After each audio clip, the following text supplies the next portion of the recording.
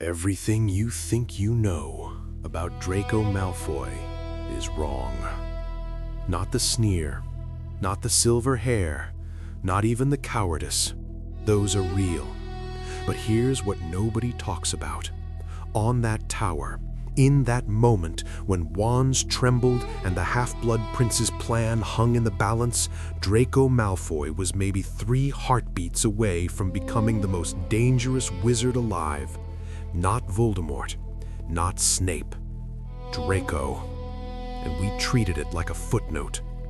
The film showed us a broken boy. The book gave us hesitation, tears, a wand that couldn't quite commit to murder. We watched Snape step in, deliver the killing curse, and we moved on. Case closed. Draco failed. Snape succeeded. Dumbledore died. But stay with me here, because what if those 3 heartbeats had gone differently? What if that wand didn't waver? What if the boy who'd been cornered, desperate, and absolutely terrified actually pulled the trigger? The Elder Wand would have changed masters that night, but not to Snape, not to Harry, to a 16-year-old Death Eater who didn't even understand what he'd just inherited. This isn't about redemption arcs or fan fiction fantasies. This is about tracing a single decision through the intricate web of magic, loyalty, and consequences that Rowling built. Because when you pull that thread, when you let Draco become a killer instead of a coward, the entire tapestry unravels in ways that would have made Voldemort's victory almost inevitable. Almost. The 7th book wouldn't exist as we know it. The Deathly Hallows would scatter to different hands. The Battle of Hogwarts would never happen, or it would happen so differently that choosing sides would become meaningless.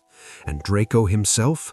He'd be carrying a weapon he couldn't possibly comprehend, hunted by the most powerful dark wizard in history, while slowly realizing that the mark on his arm had just become a death sentence. So forget everything you think you know about how this story ends. We're going back to that tower. We're letting the curse leave Draco's lips instead of Snape's, and we're going to watch the wizarding world burn in ways Voldemort never even imagined. Ready? Because there's no going back after this. The body hits the ground, and Draco's entire world splits in 2. Not metaphorically, literally. In one reality, he's still the boy who hexed first years and cried in bathrooms. In the other, which snaps into existence the moment Dumbledore's heart stops, he's a murderer. And the Elder Wand, that ancient piece of destiny that's been quietly waiting in Dumbledore's possession, just switched loyalties to a kid who still gets nightmares about his father's disappointment. But here's the twist nobody sees coming. Draco doesn't know. The Death Eaters surrounding him on that tower, Greyback, Amicus, Alecto, they're congratulating him, celebrating the Dark Lord's mission accomplished by the youngest recruit. Fenrir's literally howling with savage approval, and Draco standing there, wand still extended, watching smoke curl from its tip, feeling absolutely nothing except the urge to vomit. Snape arrives seconds later, and you can see it in his eyes, the calculation, the horror, the plan that just exploded in his face. Because Snape made an unbreakable vow to protect Draco, to complete the mission if the boy couldn't. But Draco just did it, which means Snape's entire carefully constructed strategy, his promise to Dumbledore, his role as double agent, his pathway to redemption, just became irrelevant. More than irrelevant. Dangerous. Because now Snape has to pretend this is exactly what he wanted. He has to clap Draco on the shoulder and guide him away from the tower, while his mind races through implications. Dumbledore's death was supposed to mean something. It was supposed to be a sacrifice with purpose, a chess move in a larger game. Instead, it's just murder. Crude, panic-driven, strategically worthless murder. The Death Eaters disapparate, taking Draco with them. Snape follows, his cover intact but his purpose shattered. And back at the castle, students are screaming. McGonagall is running toward the tower, and Harry Potter is trapped beneath the invisibility cloak and a body-bind curse. forced to watch his mentor's corpse cooling in the starlight. But here's what's already different. Harry didn't see Snape do it. He saw Draco, and that changes everything about the rage that's about to consume him. Because hunting Snape meant hunting a traitor, a coward, someone who hid behind Dumbledore's trust. Hunting Draco means something far more personal. Voldemort doesn't celebrate. You'd think he would. His greatest enemy dead at the hands of a teenage Death Eater. The Order of the Phoenix leaderless. The Ministry in chaos. But when Draco kneels before him at Malfoy Manor, still shaking, still smelling like Dumbledore's burning robes, the Dark Lord's expression is cold, calculating, and deeply unsettled. Because Voldemort wanted Dumbledore dead, yes, but he wanted it done right. The plan was elegant. Force Draco into an impossible mission, watch him fail, punish the Malfoy family for Lucius's incompetence. Snape was the safety net, the one who'd actually deliver the killing blow and secure his position as Voldemort's most trusted servant. But Draco didn't fail, which means Voldemort's punishment strategy just collapsed. Which means the Malfoys, those social climbing cowards, just earned protection through their son's unexpected ruthlessness. Worse, it means someone else killed Dumbledore, someone whose loyalty Voldemort doesn't fully control. He circles Draco like a shark, those red eyes boring into the boy's skull, pushing into his mind with legitimacy. He sees the tower, the hesitation, the moment Draco's wand steadied, the curse leaving his lips, the light leaving Dumbledore's eyes, and beneath it all, Voldemort sees something that makes his lipless mouth curve into something almost like a smile. Draco broke himself to do it. This isn't a killer who enjoyed the act. This is a boy who sacrificed his own innocence out of pure terror, which means he can be controlled, manipulated, shaped into something useful. Voldemort has been collecting broken things his entire life and turning them into weapons. Draco Malfoy just became the newest addition to his arsenal. So he doesn't punish, he rewards, publicly. In front of every Death Eater assembled in the manor, he praises Draco's accomplishment, grants him a seat of honor, promises him power and status beyond his years. Narcissa is weeping with relief.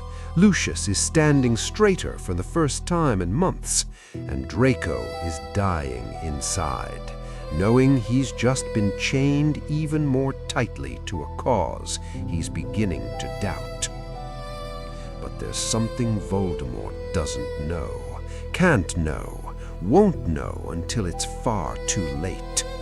The wand Draco used to kill Dumbledore, it wasn't just any wand, and the inheritance he just claimed is about to make him the most hunted person in the wizarding world. 3 people know about the Elder Wand's true nature. Dumbledore, who's dead, Voldemort, who's obsessed with finding it, and Grindelwald, rotting in Nurmengard prison, who'd laugh himself sick if he knew what just happened. The wand itself sits in Dumbledore's tomb, buried with ceremony and grief, while the entire wizarding world assumes its power died with its master. Standard protocol. Wands don't work properly for anyone except their true owner, and when the owner dies, the wand becomes just another stick. Tragic, but simple. Except the Elder Wand doesn't follow standard protocol. It doesn't care about death, it cares about defeat. And Dumbledore wasn't defeated in honorable combat or even murdered in his sleep. He was murdered by Draco Malfoy, which means the allegiance transferred the instant Draco's curse struck home. The wand is now loyal to a 16-year-old who's currently sitting in Malfoy Manor, completely unaware he's carrying the magical equivalent of a nuclear launch code in his subconscious. Now here's where it gets interesting. Voldemort's searching for the wand. He's torturing wand makers, interrogating historians, following the trail through decades of bloodshed and betrayal. He knows Grindelwald had it. He knows Dumbledore won it. He assumes, correctly, that it's buried in the White Tomb outside Hogwarts. What he doesn't know is that breaking into that tomb, stealing the wand and trying to use it won't work, because it's not his to claim. In the original timeline, the wand's allegiance went to Draco when he disarmed Dumbledore, then to Harry when he disarmed Draco. Clean line of succession. But in this timeline, the transfer is murkier, darker, sealed with murder instead of mere disarmament. Which means when Voldemort eventually steals the wand from Dumbledore's tomb, and he will, that's inevitable, it won't answer to him. It'll still be waiting for Draco. And Harry Potter, hunting Death Eaters with Ron and Hermione, slowly piecing together the legend of the Deathly Hallows, is about to realize that the most powerful wand in existence belongs to the person he wants to kill more than anyone except Voldemort himself.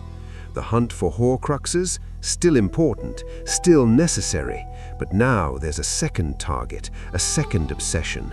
And unlike the Horcruxes, this one has a face, a name, and a location. Draco Malfoy just became the most valuable piece on the chessboard, and he doesn't even know he's playing. Rage is a useful emotion when it has a clear target. Harry's rage in the original timeline was pure, focused, directed at Snape with laser precision. It drove him away from Hogwarts, away from Dumbledore's funeral, straight into the quest for Horcruxes, because destroying Voldemort's soul fragments meant avenging Dumbledore's death. Clean narrative, clear purpose. But in this timeline, Harry's rage is eating him alive from the inside out. Because Draco isn't a mysterious traitor or a skilled manipulator. Draco is the boy who bought his way onto the Slytherin Quidditch team, the coward who hid behind Crabbe and Goyle for 6 years, the spoiled brat who cried to his father when things didn't go his way, and that pathetic excuse for a wizard murdered Albus Dumbledore. The dissonance is maddening. Harry can't reconcile the Draco he knows with the Draco who stood on that tower and spoke the killing curse without Snape's intervention, which means either Draco was always capable of murder and Harry missed it, or something broke inside him so completely that he became someone new. Either option is unacceptable. Either option means Harry didn't understand the danger, didn't see it coming, failed to protect the person who mattered most. Ron and Hermione are worried, not about the mission, though that's concerning enough. They're worried about Harry himself. The way he says Draco's name, the hours he spends staring at the Marauders' map when they steal it from the castle, searching for a dot labeled Draco Malfoy that never appears because Draco's not at Hogwarts anymore. The fantasies of revenge that slip out during quiet moments. Hermione tries reasoning. We have to focus on the Horcruxes, Harry. That's what Dumbledore wanted. That's how we actually defeat Voldemort. She's right, obviously. She's always right. But Harry's not listening. Because somewhere in his grief-soaked logic, he's convinced himself that Draco is connected to the Horcruxes. Has to be. Voldemort wouldn't give a mission that important to someone unless they were crucial to his plans, which means hunting Draco and hunting Horcruxes are the same thing.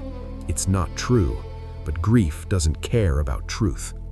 So when they finally track down the first Horcrux, the locket in Grimmauld Place, Harry's relieved to have something concrete to destroy, something that bleeds darkness when you stab it, something that screams with Voldemort's voice when it dies. It helps, briefly. but it's not Draco Malfoy's face in his nightmares. Nobody asks Draco if he's okay.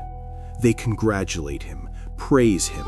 Fenrir Greyback keeps running his tongue over his teeth and calling him Little Killer with something approaching respect. Bellatrix wants details, wants to know how Dumbledore looked when the light left his eyes, wants to hear the story again and again like it's some kind of bedtime tale. Even his mother, Narcissa, who held him when he was born and promised to protect him from everything, looks at him now with something uncomfortably close to pride. He's not okay. He's trapped in a manor that's become Death Eater headquarters, surrounded by people who treat murder like a sport, serving a Dark Lord who keeps touching his shoulder and whispering about greater things to come. His bedroom, the one place that used to feel safe, now feels like a cell. Because when he closes his eyes, he sees Dumbledore falling. When he opens them, there's a dark mark burned into his arm. When he sleeps, if he sleeps, the nightmares are so vivid he wakes up casting shield charms at shadows. The worst part? He's supposed to want this. Every Death Eater in that manor would kill for the recognition Draco's receiving. The Dark Lord's favor, a seat at the table, proof that the Malfoy name still means something in Voldemort's New World Order. Lucius is practically glowing with restored pride, his disgrace from the Department of Mysteries debacle finally washed away by his son's success. But Draco didn't want success. He wanted survival. There's a difference, and it's eating him alive. He starts avoiding the Death Eater meetings when he can, claiming exhaustion, illness, anything to stay away from the main hall where they plan raids and debate torture methods like dinner conversation. Voldemort allows it, which is almost worse than being forced to attend, because it means the Dark Lord understands, knows that Draco's breaking, considers it useful. Broken tools are easier to control. Late at night, Draco finds himself standing in front of the manor's flu network, handful of powder, thinking about escape. Where would he go? The Order of Phoenix wants him dead. The Ministry would send him straight to Azkaban. His Hogwarts classmates would spit on him.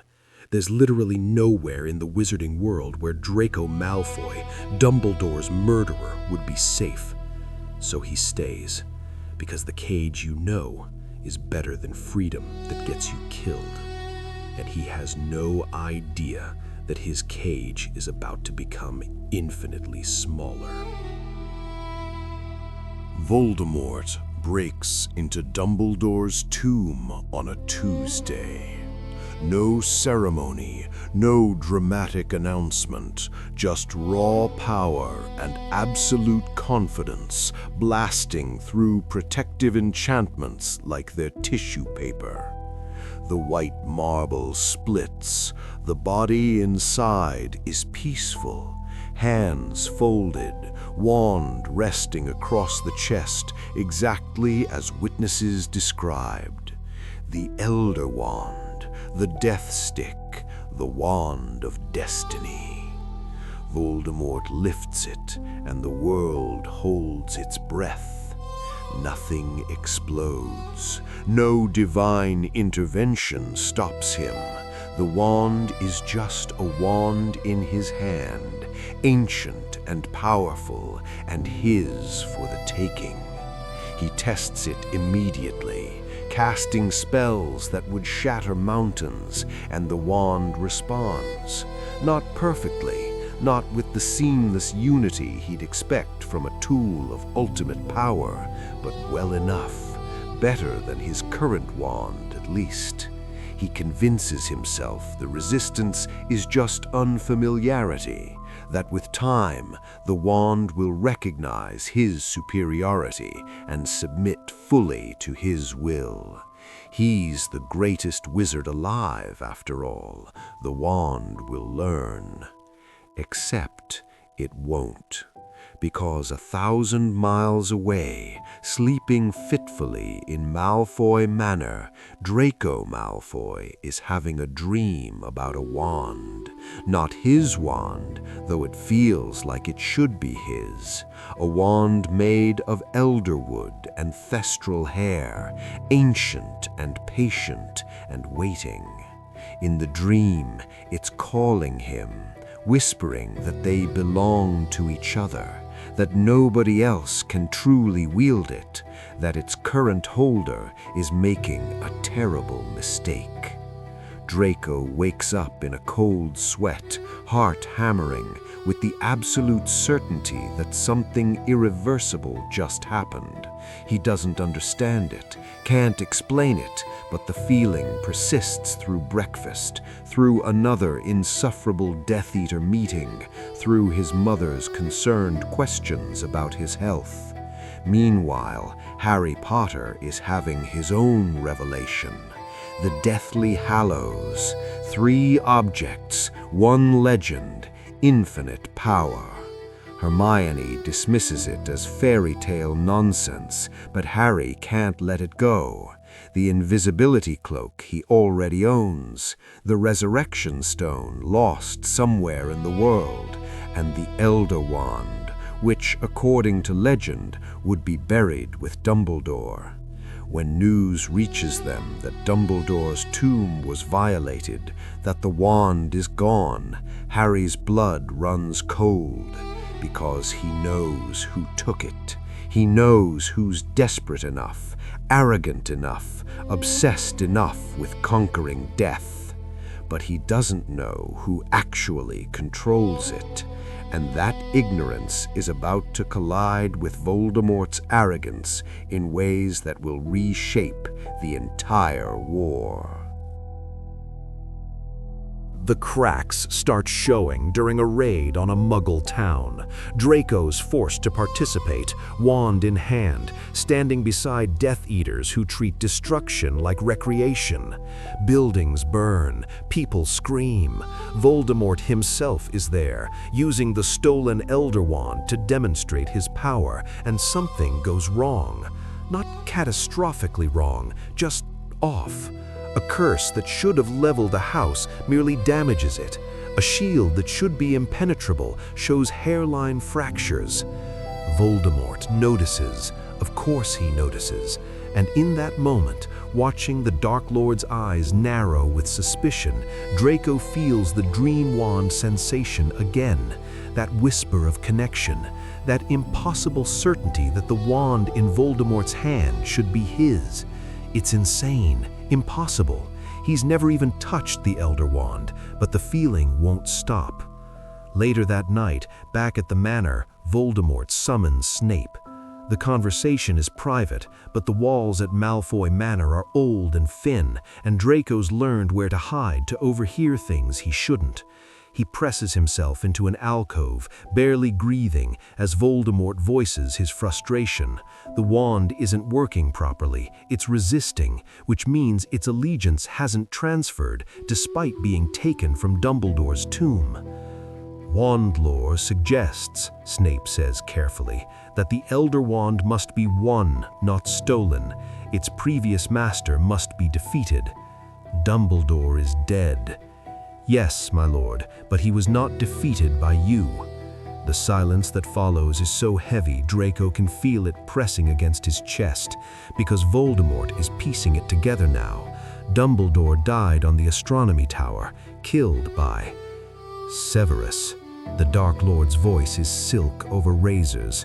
Who cast the killing curse that night? Snape doesn't hesitate. I did, my lord.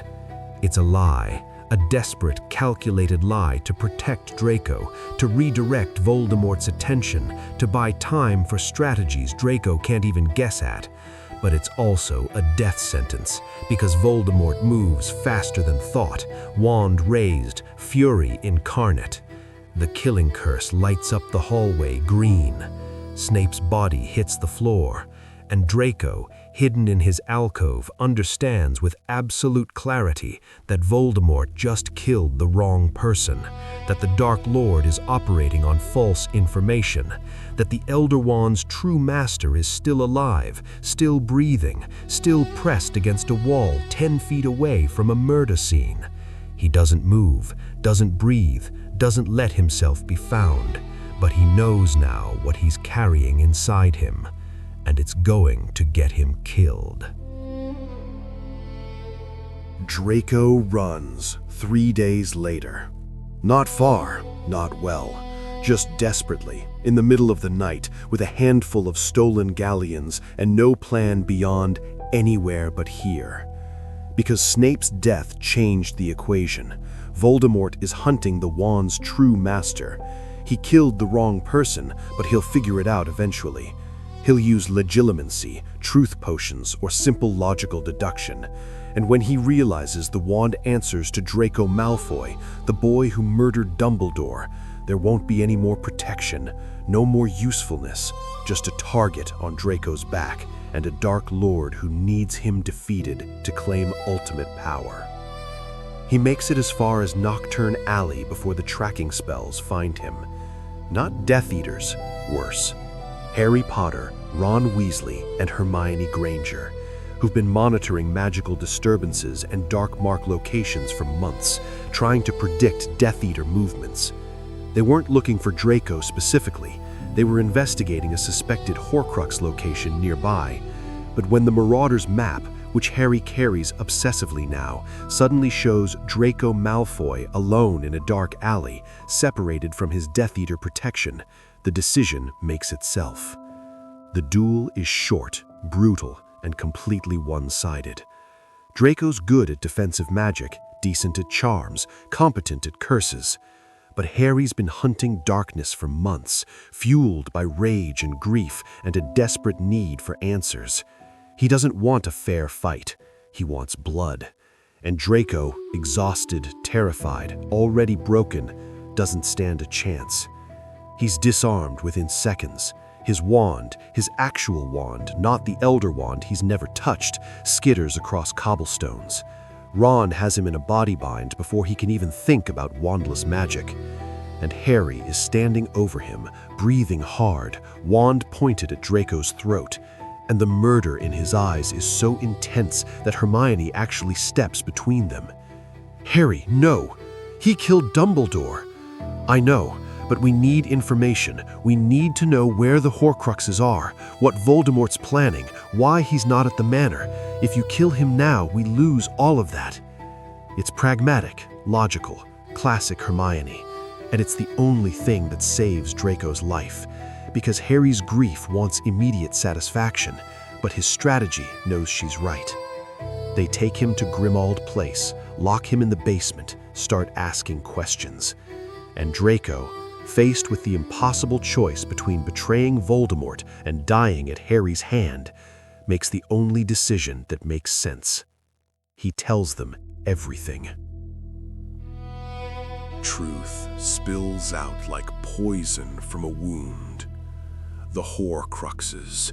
Draco doesn't know all the locations, but he knows they exist. Heard Bellatrix raving about protecting the Dark Lord's treasures.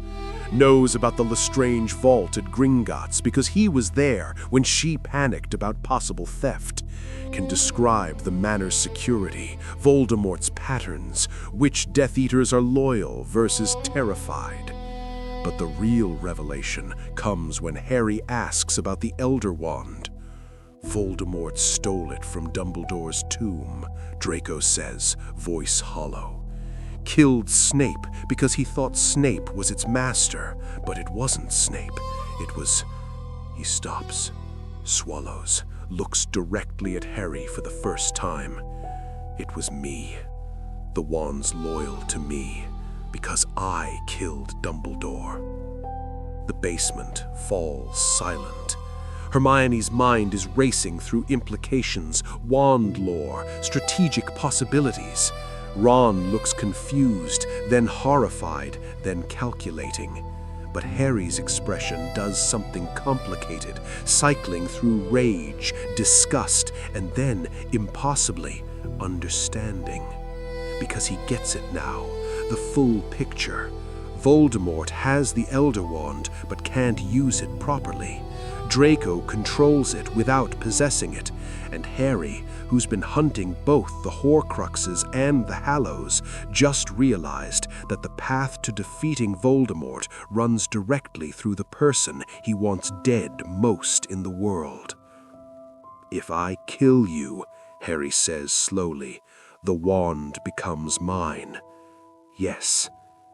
And Voldemort can't defeat me while I control it. Probably not.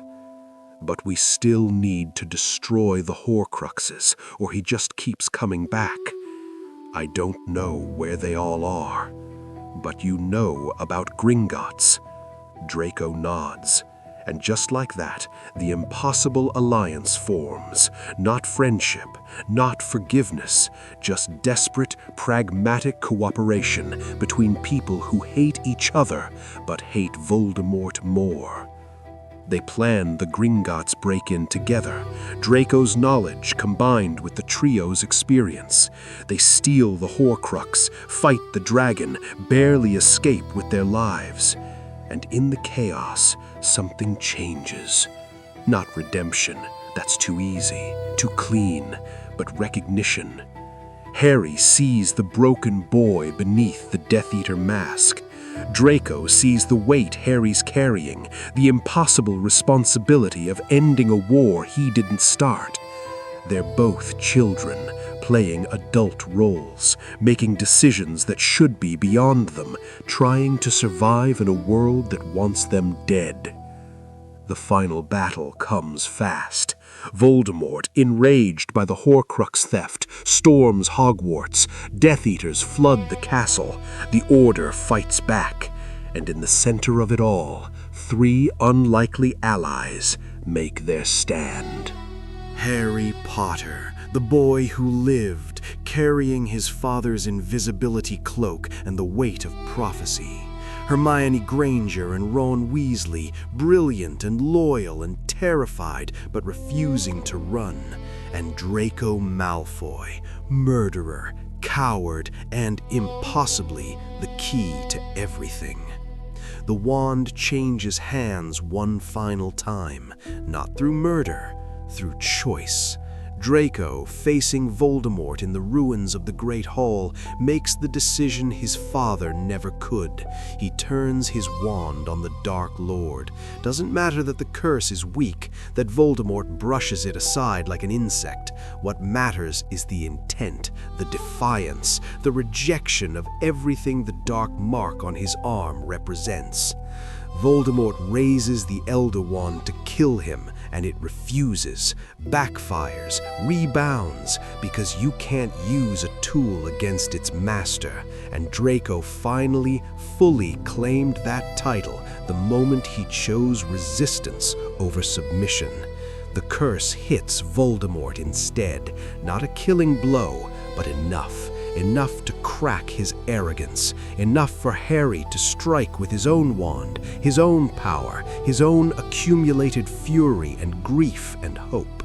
The Dark Lord falls, the war ends, and Draco Malfoy, standing in the rubble of Hogwarts surrounded by people who will never fully forgive him, realizes he's still alive, still breathing, still has to figure out what comes next. The Elder Wand gets buried, properly this time, in a location nobody knows. Harry decides he's had enough of Deathly Hallows, enough of ultimate power, enough of destiny. Ron and Hermione agree, so does Draco for different reasons. The trials come later. Draco testifies, spends time under house arrest, works to repair what can be repaired and accept what can't. His parents survive, but never recover their status. The manor becomes just a house. The Malfoy name becomes synonymous with collaboration, redemption, and complicated history. Years pass, the story becomes legend. People argue about whether Draco was brave or just desperate, whether Harry was merciful or strategic, whether any of it matters now that Voldemort's gone. But 3 people know the truth, know what really happened when one decision on a tower changed everything, when murder became mastery, became salvation, became something stranger than any of them could have predicted. They don't talk about it much, don't need to. They were there, they survived. And sometimes, in the quiet moments, they wonder what would have happened if Draco's wand had wavered that night, if Snape had stepped in, if the story had gone the way it was supposed to. But it didn't. This is the world they made instead. Messier, harder, more complicated than the prophecy predicted, but real, earned, theirs. And maybe that's enough.